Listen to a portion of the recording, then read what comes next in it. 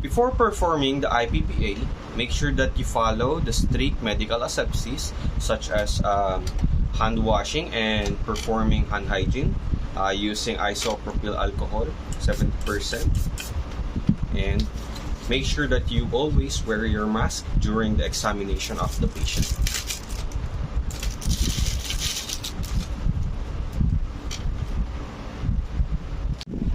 Good day everyone, I am Carl Salso Buenaventura and this is my partner.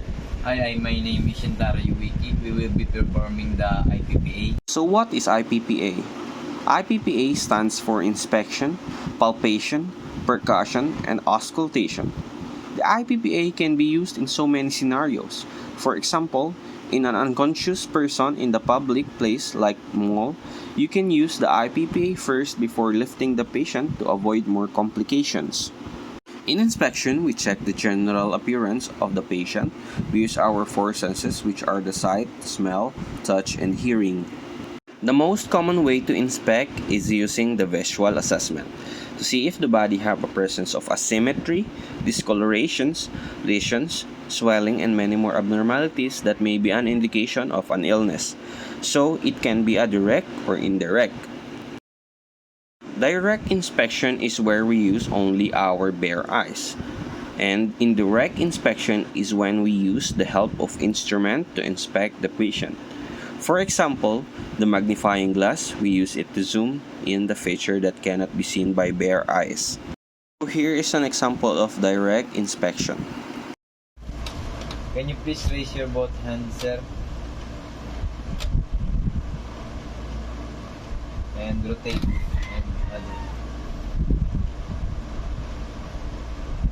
Here is another example of inspection, but this time we're going to do the indirect inspection using the magnifying glass. So now I'm going to use magnifying glass to examine the feature of the skin. Okay, sir, can you please raise your both hands?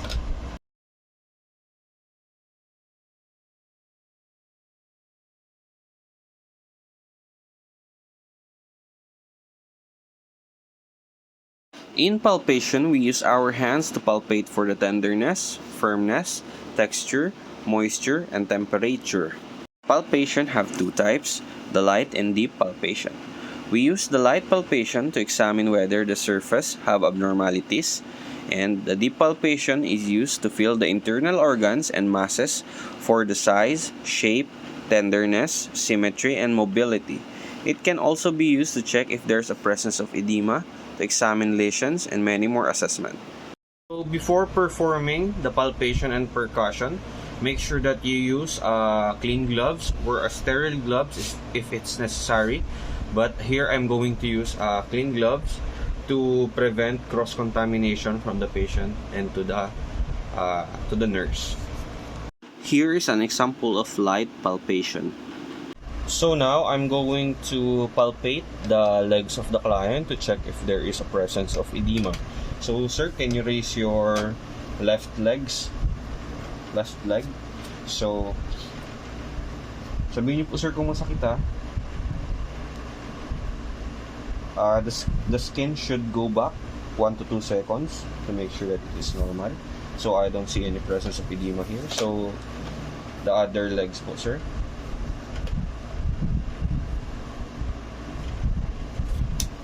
So I don't see any presence of edema. Here is an example of deep palpation. So here I'm going to perform the deep palpation of the abdomen of the patient to determine whether there is a presence of swelling and enlargement of internal organs such as the stomach, the liver, and many more organs. Sure.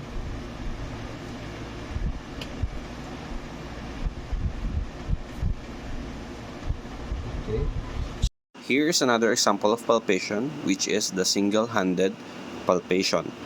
So now I'm going to perform the single-handed deep palpation. So, sir, relax lang po. Sabihin niyo po kung may masakit.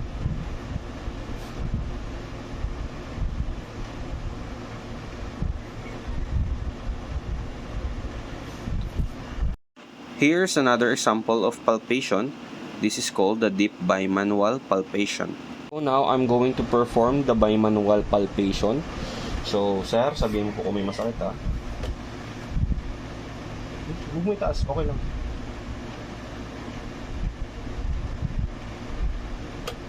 Okay.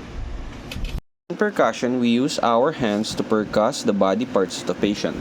It can be a direct or indirect. If we are going to examine bony parts, we can use the direct since it is usually dull and have solid surface. We use the indirect to resonant areas such as the chest, back, and the abdomen of the patient. Here is an example of direct percussion. So here I'm going to perform a direct percussion to the face of the client or to the skull of the client to check if there's a presence of resonance sound. So sir, pwedeng paalis po ng inyong face mask. So tingin ka po sa sir.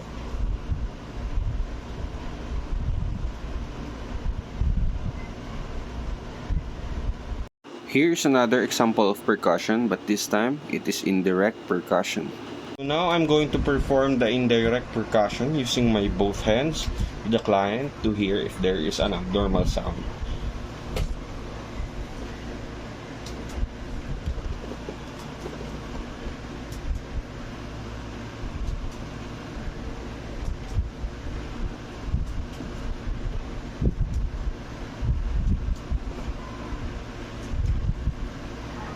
Here is another example, but this time it is a blunt percussion. So now I'm going to perform a blunt percussion to the client. So sir, relax lang po, sabihin pag masakit.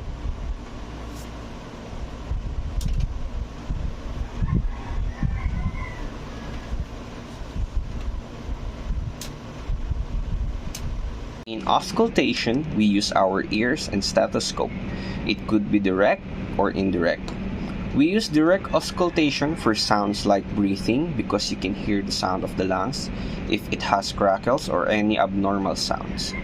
We use the indirect auscultation using an instrument, the stethoscope. We use the stethoscope to hear the internal parts of the body such as the lungs, bowel sounds, fetal heart rate, and many more. It has a bell and diaphragm. Bell is used for low-pitched sound like the pulse while performing blood pressure test, and the diaphragm is used for high-pitched sound like the crackles of the lungs. Here is an example of the use of the bell of the stethoscope in blood pressure test. So now I'm going to use the bell of the stethoscope, the yung mas maliit. So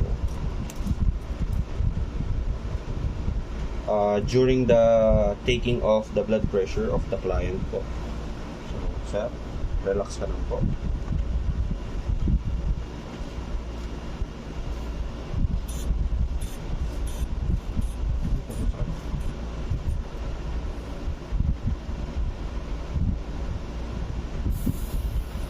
So, your BP is normal po. It is 120 over 80 po. Here's an example of the use of the diaphragm of the stethoscope. So now I'm going to use the diaphragm of the stethoscope to hear the sound of the lungs of the patient.